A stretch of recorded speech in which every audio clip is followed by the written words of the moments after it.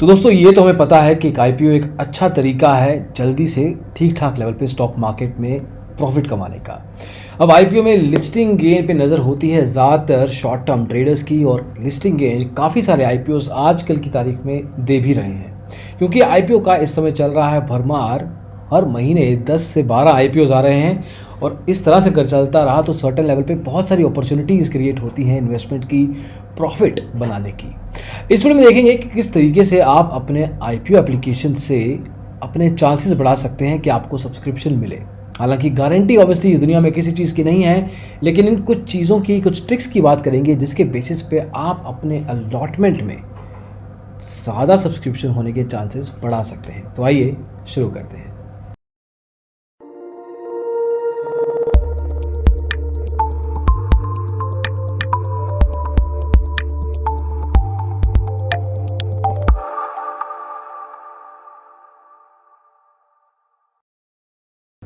अब ये तो हमें समझना पड़ेगा कि आईपीओ सर्टेन लेवल पे आसबा के थ्रू अप्लाई ज़्यादातर किया जाता है।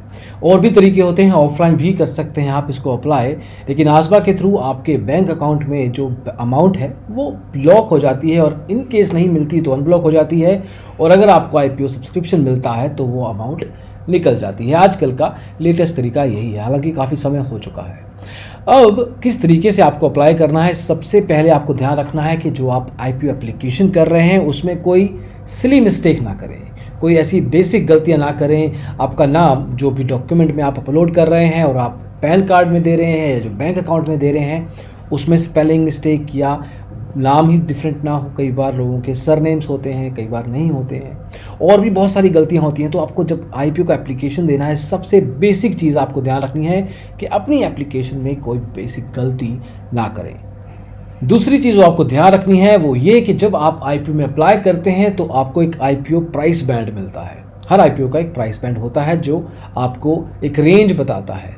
उस रेंज में ज़्यादातर लोग कोई भी प्राइस चूज़ कर लेते हैं, मिनिमम प्राइस भी चूज़ किया जाता है।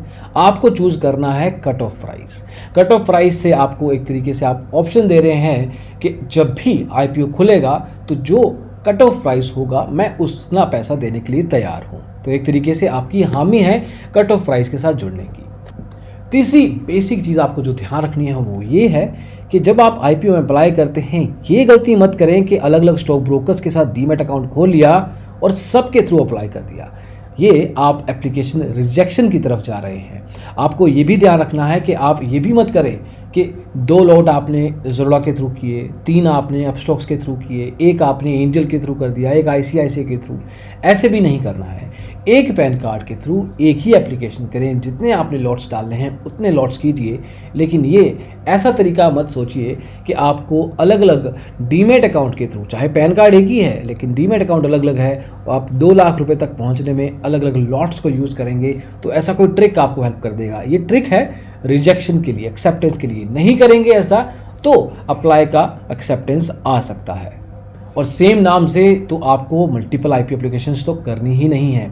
ये भी बेहद ज़रूरी है, ये जानना भी ज़रूरी है कि आप अपने फैमिली मेम्बर्स या फ्रेंड्स जिनके पे आप विश्वास कर सकते हैं कि जब एप्लीकेशन एक्सेप्ट हो जाएगी, जब सब्सक्रिप्शन मिल जाएगी तो आपको पैसा दे देंगे, जो भी ऐसे लोग हैं आपके नेटवर्क में, उनके डीमैट अकाउंट्स खुलवा के आप उनके थ्रू आईपीओ अप्लाई कर सकते हैं। तब आपके पास चांसेस हैं, because now you have multiple types of applications, multiple applications from different pan cards, different account holders. तो ये चीज़ आप ध्यान रखें कि अपने फैमिली के थ्रू डीमैट अकाउंट खोलें, और ऐसे डीमैट अकाउंट खोलें जिसमें आपको एएमसी ना देना पड़े, क्योंकि ज़्यादातर ये डीमैट अकाउंट कोशिश आपकी रहेगी कि आप आईपीओ एप्लीकेशन के लिए यूज़ करें। आपको ट्रेडिंग तो करना नहीं है, तो ये ध्यान रखिएगा कि वो आईपीओ वो इनफैक्ट वो डीमैट अकाउंट खोलें जिसका एटलीस्ट पहले साल का एएमसी फ्री है। ऐसे कुछ डीमैट अकाउंट्स होते हैं। हमसे कुछ मदद चाहिए तो डिस्क्रिप्शन में आपको लिंक मिल जाएगा, उसको यूज़ करके आप डीमैट अकाउंट खोल सकते हैं। तो इस चीज़ का भी ज़रूर ध्यान रखें कि फालतू में एएमसी जो देंगे 300-400 रुपये, वो भी क्यों देनी है, क्योंकि आपने बहुत सारे डीमैट अकाउंट्स खोलने हैं। अगर आपने 10 डीमैट अकाउंट्स भी खोले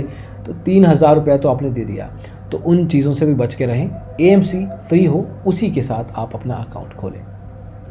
अब एक चीज़ जो मैं आपको बताने जा रहा हूँ, ध्यान रखिएगा, अगर जो कंपनी का आईपीओ आ रहा है उसकी कोई कंपनी, पेरेंट कंपनी मौजूद है, जैसे एसबीआई कार्ड की थी, एसबीआई यूटीआई की थी, वो भी एसबीआई, ऐसे अगर पेरेंट कंपनी मौजूद है, ऑलरेडी लिस्टेड है, तो उसका एटलीस्ट एक शेयर खरीद के अपने डीमेट अकाउंट में रख लें उस पैन कार्ड के साथ जिसके साथ आप अपना आईपीओ एप्लीकेशन करना चाहते हैं, क्योंकि उस केस में आप शेयर होल्डर कोटा में आ जाएंगे, आप रिटेल इन्वेस्टर के कोटा में नहीं रहेंगे।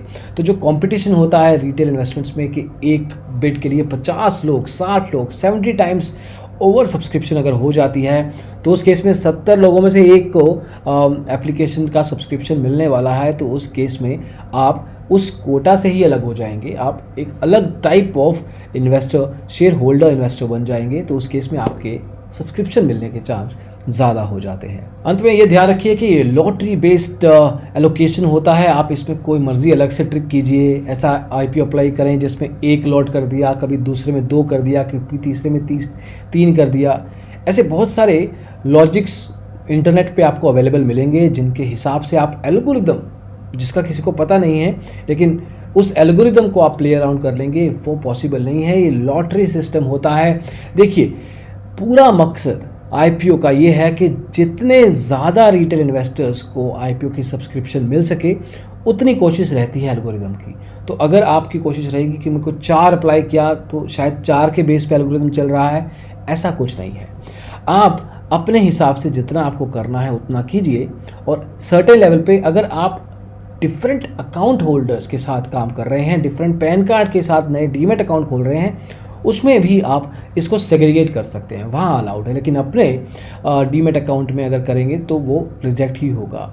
कोशिश यही रखिए कि जितना, अगर आपको मान लीजिए 1 लाख रुपए की बिडिंग करनी है, एक का लॉट का वैल्यू करीब 15,000 है, तो 6 या 7 आप लॉट अप्लाई करेंगे, तो उन 6 या 7 लॉट्स को आप अलग अलग डीमेट अकाउंट्स में एक तरीके से डाल सकते हैं, सेग्रीगेट कर सकते हैं और फिर अप्लाई कर सकते हैं।